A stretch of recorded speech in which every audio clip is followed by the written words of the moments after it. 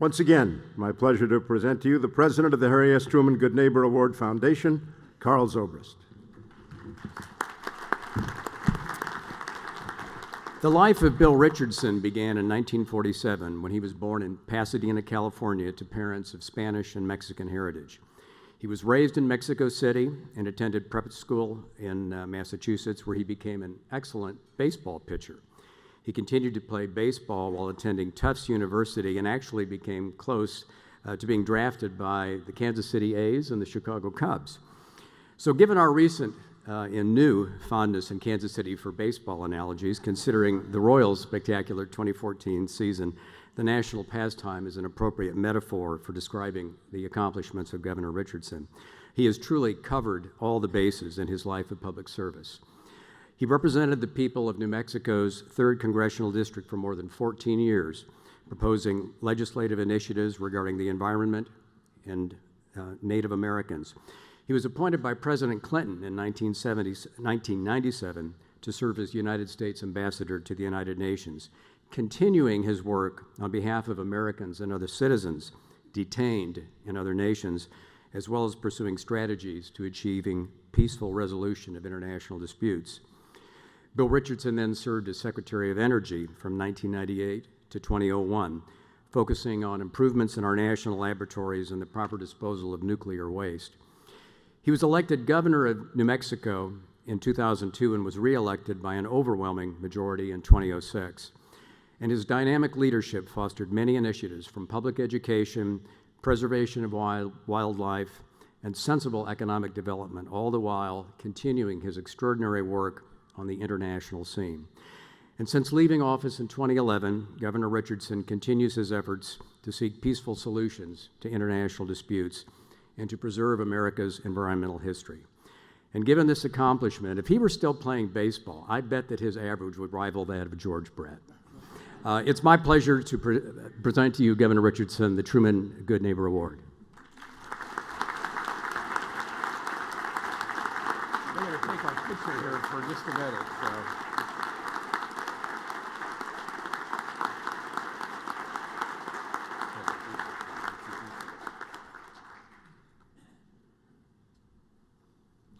Thank you very much. Carl, I noticed that you didn't mention my very, very brief run for president.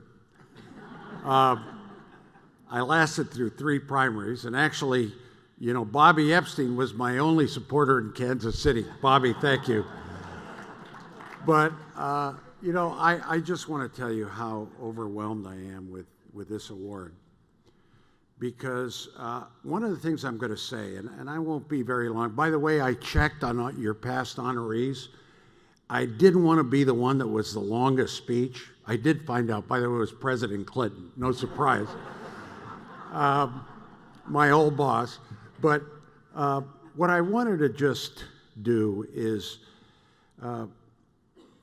read a couple of quotes. One quote that just came to my attention, what Harry Truman said. He said, "It's amazing what you can accomplish if you don't care who gets the credit."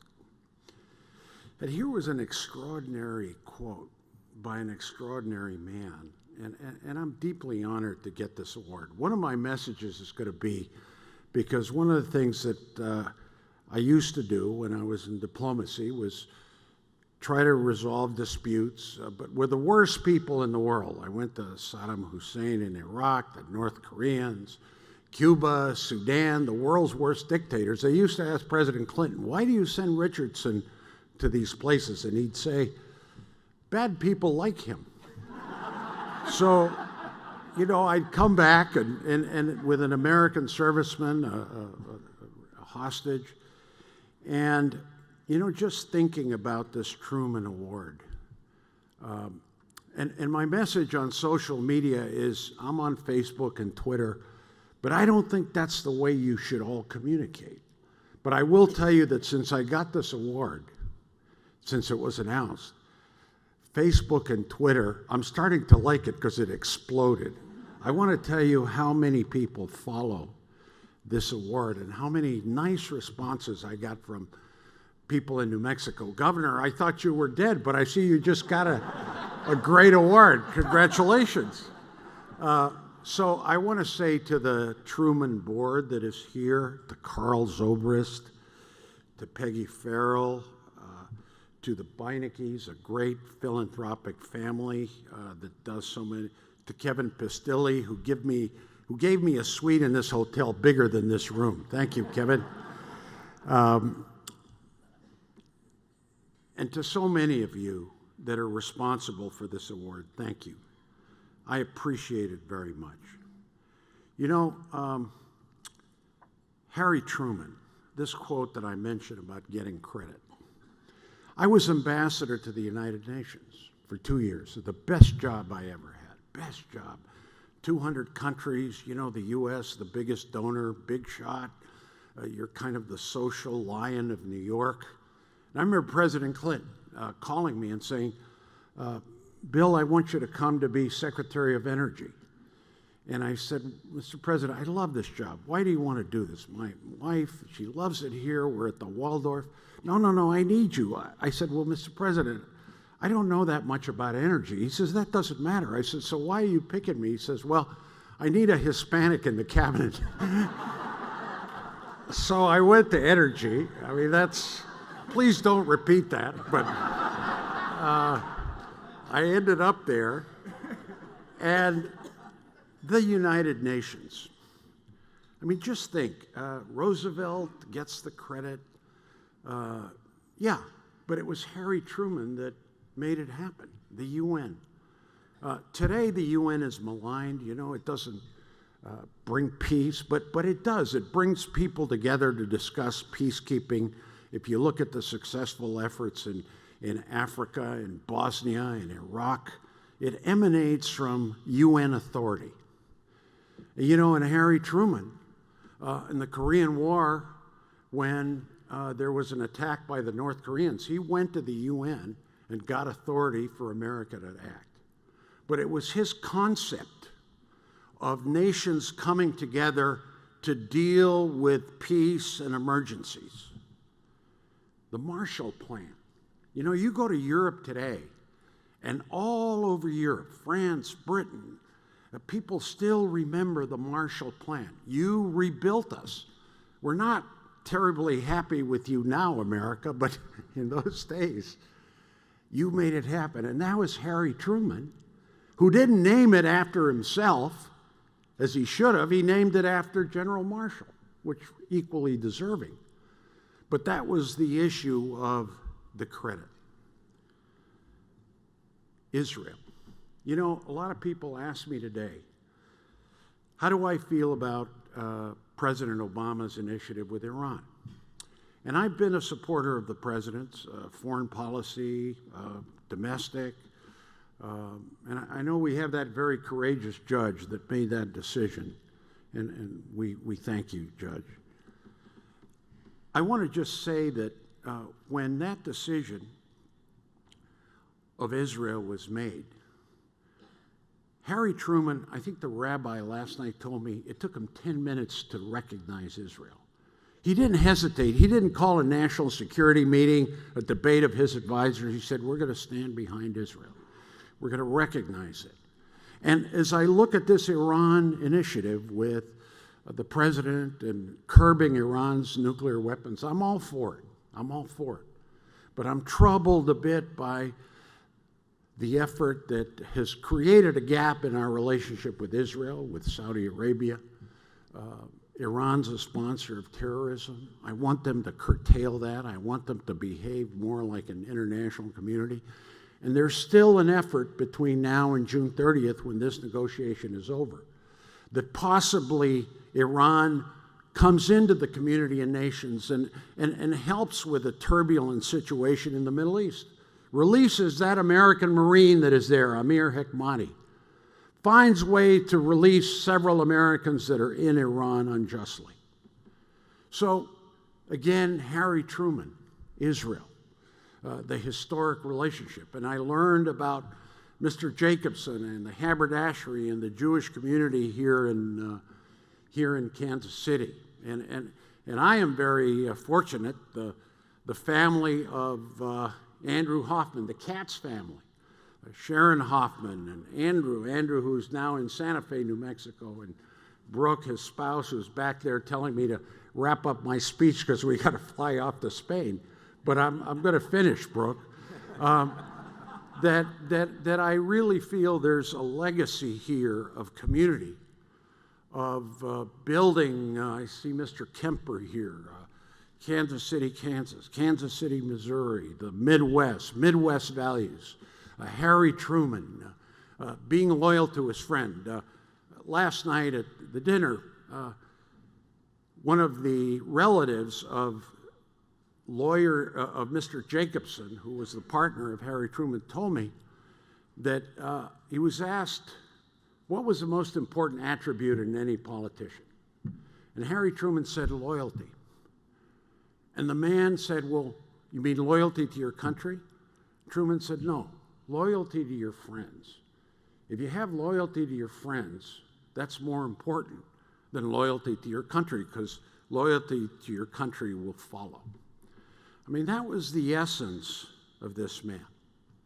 Integrating the military. Today, if you look at all the turbulence we have in our country, and the police forces, and in the Baltimores or Fergusons or Albuquerque, New Mexico, if you look at our military, it is the most integrated part of our society.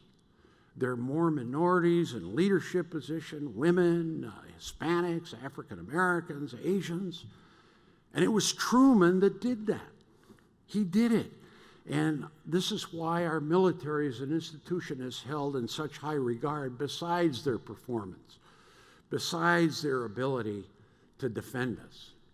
And I wonder what Harry Truman would say when, he sees some of these young men and women coming back with PTSD and coming back with wounds that are mental and physical, and he wouldn't stand for it. I know that because of his reverence for the military and in our institutions. And I hope that whoever follows and gets an award like this is recognized for that noble effort on behalf of our military.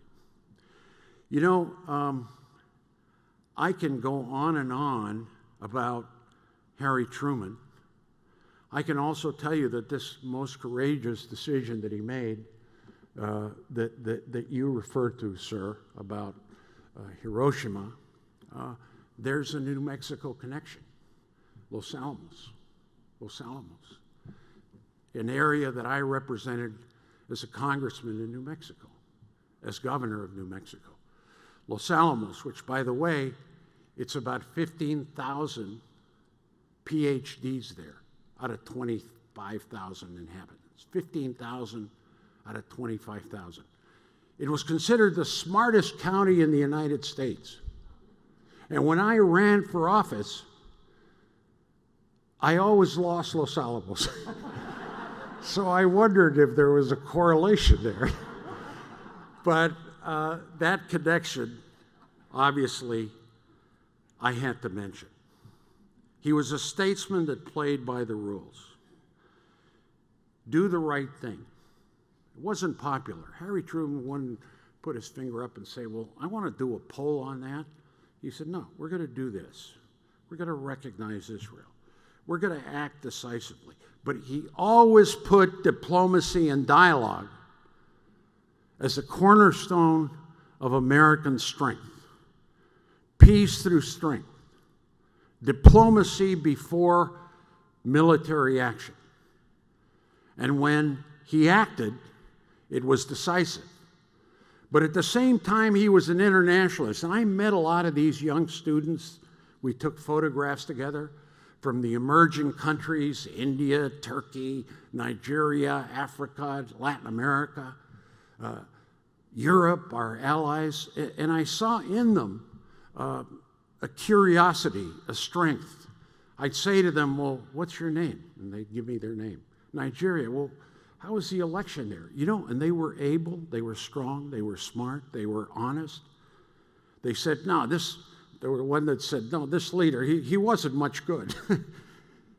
But that was honesty. That was sort of a little bit of Harry Truman. Now, I'll conclude with this. mention that in my career, I'm a big believer in dialogue and negotiation. I think as Carl mentioned, I try to resolve a problem or get an American release. I talk to anybody. I talked to the Taliban. I went head-to-head with Saddam Hussein. I talked to the North Koreans until Dennis Rodman replaced me as the special envoy. He was real, by the way, Rodman was really, I remember his best years, 2 or 3 years, when he was with the Chicago Bulls. He was a really good player. Not a good special envoy, but I try to think of how young people and how the world communicates today. You know, the Arab Spring, some say it wouldn't have happened without Facebook or Twitter. That's how they assembled people together in the square in Egypt, and how in Tunisia, that's how information was exchanged. And I'm for that. I know this is a technological revolution. I try to go to North Korea with Eric Schmidt of Google to try to bring the internet there. The North Koreans wouldn't allow it because they knew if they did, that would be their downfall. But my message here is that face-to-face contact, negotiation, diplomacy is the best possible way to get something resolved. I wrote a book recently. It's called How to Sweet Talk a Shark. It's out there, 1995. No, I'm kidding. It's in the back there. And the editor said, well, you know, don't just talk about how you negotiate with Saddam Hussein or the North Koreans. Talk about how, you know, a spouse talks to their husband or partner or whatever, or how you get through in personal relations, how a banker decides on a loan, how if you're applying for a job, you know, you can connect with the person that you're trying to impress, just human relations. And I think that's very important. And I think those qualities are, one, you respect the other side, you respect the other country's culture. I remember with Fidel Castro, talking to him in Spanish, connecting through baseball. I got 3 American prisoners out. I also used a little, you know, I said, you know, I noticed Jesse Jackson was here, and you gave him 10 prisoners. And your Hispanic brother, you're only going to give me 3? I didn't know whether he was going to slap me or put me in jail myself. But you know what Castro did? He laughed. He laughed at, I guess, my boldness. And then I talked to him about baseball. You know, the Cubans are great in baseball. And we talked in Spanish. I said, well, Mr. President, I just went to a baseball game in the Industrial League. The score was 11-10. The pitching wasn't very good. Great hitting, but not good pitching here in Cuba. He got ticked off at me. He said, you're misinformed. I backed off. But that personal relationship, those dialogues, I think, are what are the substance of life. And I worry in these technological days that through Twitter and Facebook and LinkedIn, I get these, whatever it is, LinkedIn, they want to, I don't want a LinkedIn.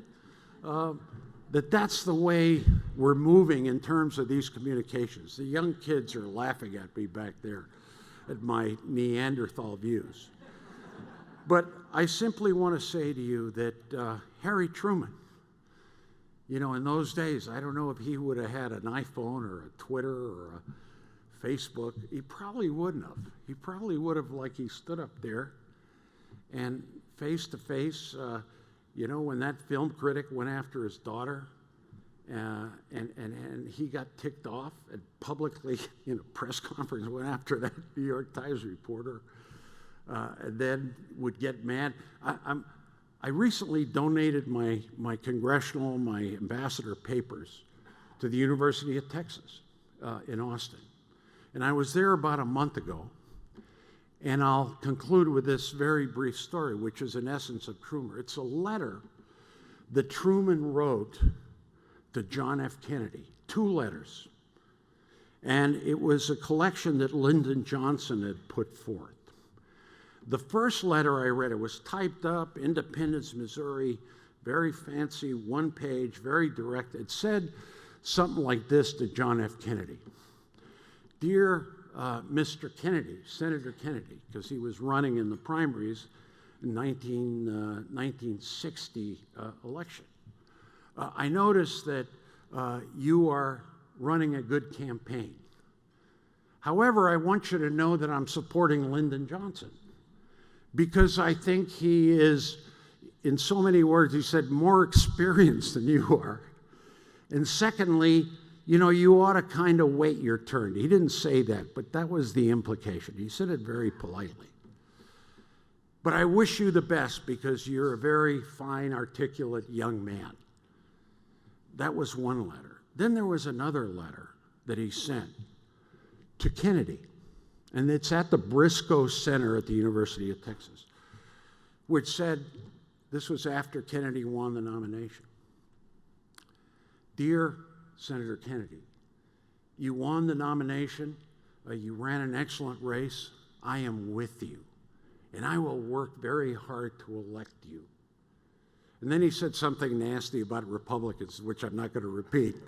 Not nasty, but you know, he said, because I think we, the Democrats, are the party of the people, something like that. And that kind of, I think, shows the Harry Truman, candid, honest, direct, but then did the right thing. So if you did the right thing by giving me this award, I really thank you. I'm honored. I really am. To be in the same breath that some of those others that you gave this award to be here in Kansas City, the bedrock of the country, the connections you have with New Mexico through the Santa Fe Trail, through trains, through agriculture, so many other things, is something that I deeply appreciate. The way you've treated me tonight, last night and today, and to be in the same days with so many distinguished people. I am honored. I really am. And I only hope that someday, when I return to the independence life, I was there when I was running for president. I was there. I had a rally and 2 attended. Bobby was there. But I was given a tour of the library. And I was so impressed because it was modest. It wasn't that long. It was substantive. I could read letters. It was strong.